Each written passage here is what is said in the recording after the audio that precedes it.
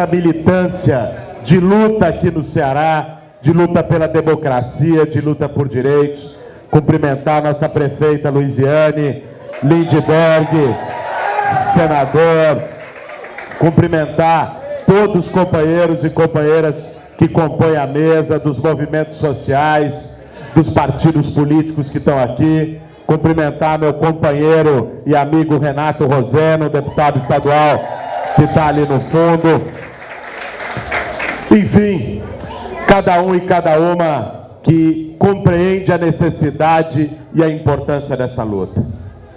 Olha, gente, ontem se completou um ano de uma injustiça histórica e atroz no nosso país.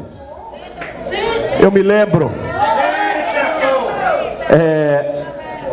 no dia 4 de abril de 2018, eu estava aqui em Fortaleza para uma atividade, quando saiu a notícia do mandado de prisão feito pelo Sérgio Moro contra o Lula.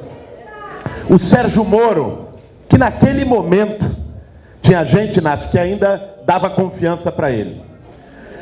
Mas depois que esse cara virou ministro da Justiça do Jair Bolsonaro, colhendo como político aquilo que ele plantou como juiz, esse cidadão completou a farsa judicial que foi feita contra o Lula. Se tinha ainda alguma dúvida de boa fé, de que ele foi um juiz isento, que estava preocupado com corrupção, essa dúvida acabou ali. E ainda mais agora, quando ele está afundando num lamaçal, está afundando num laranjal, na verdade. É cúmplice de um governo de laranjas, de milicianos, quando não abre a boca diante dos crimes praticados por esse governo, diante dos indícios cada vez mais fortes da relação do presidente e da sua família com milicianos que mataram Marielle Franco. E o Sérgio Moro está calado. A melhor frase que eu ouvi, Lindbergh, foi outro dia, de um jornalista que disse: o Moro, como juiz, falava mais que um ministro, e o Moro, como ministro, fala menos que um juiz.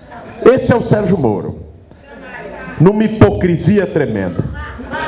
Agora, voltando, eu estava aqui em Fortaleza no ano passado, quando chegou a notícia, corri para São Paulo, e ali os movimentos sociais, a ocupação Povo Sem Medo de São Bernardo do Campo, foi lá para poder se juntar em frente ao sindicato dos metalúrgicos para fazer aquela vigília em defesa do Lula contra essa prisão arbitrária.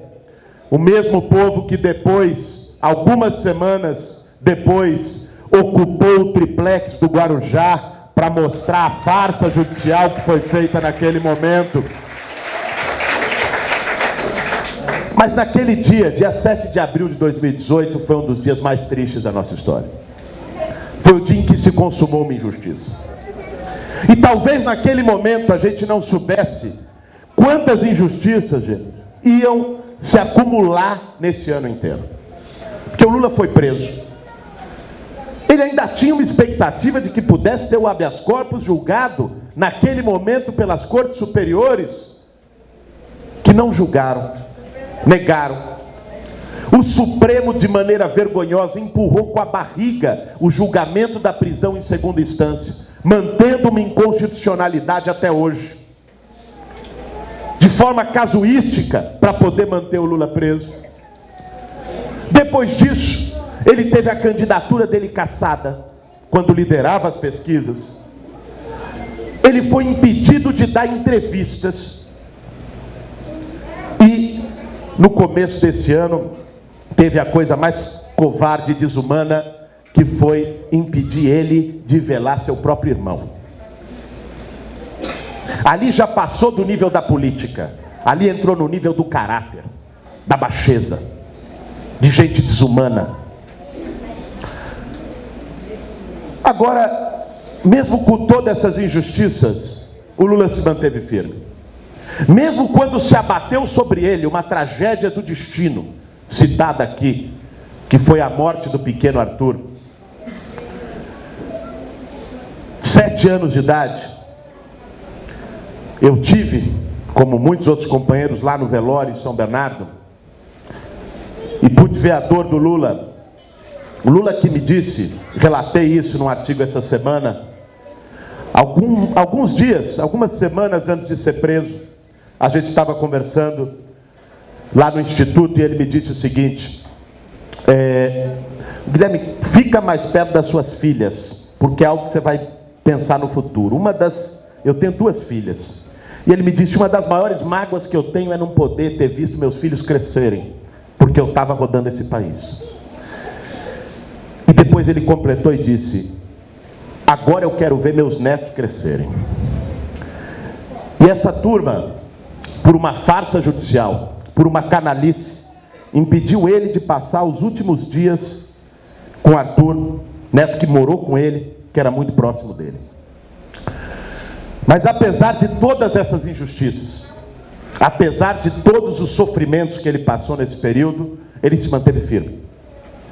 Ele não recuou. Ele não buscou acordos menores. Ele manteve a sua posição altiva e corajosa. Manteve as suas posições de oposição a esse desgoverno. E eu acho que isso deve ser para nós, no momento do fortalecimento do Comitê Lula Livre aqui no estado do Ceará, isso deve ser para nós um exemplo.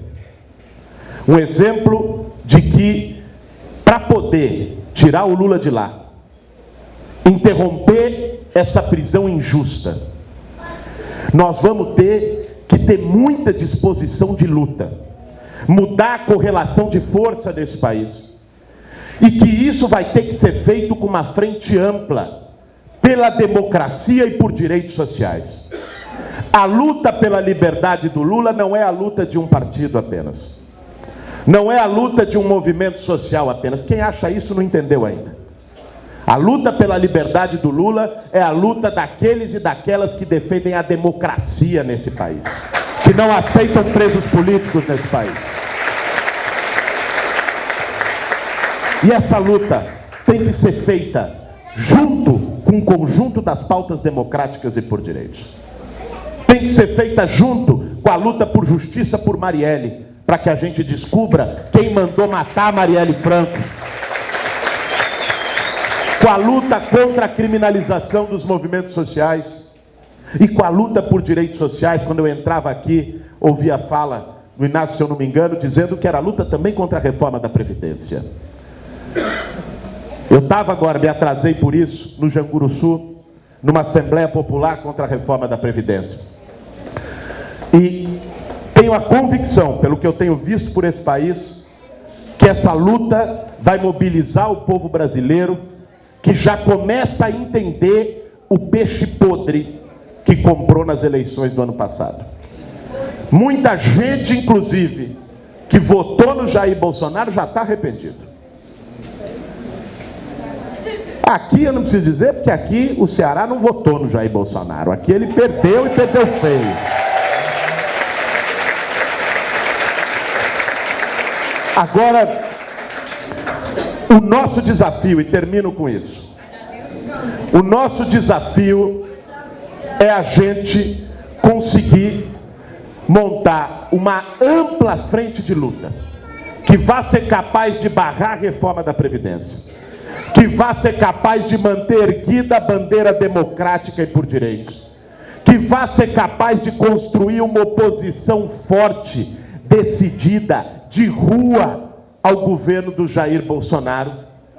E eu não tenho a menor dúvida que fazendo isso e botando o nosso bloco na rua, daqui a um ano nós não vamos estar aqui para gritar Lula livre. Nós vamos estar aqui para defender ainda mais nossos direitos, discutir o nosso projeto de país, e o Lula vai estar ao nosso lado aqui, lutando junto com a gente para ter essa vitória. Vamos juntos, guerreiros e guerreiras, muita força para manter esse comitê, para lutar contra a reforma da Previdência. Um grande abraço a todos.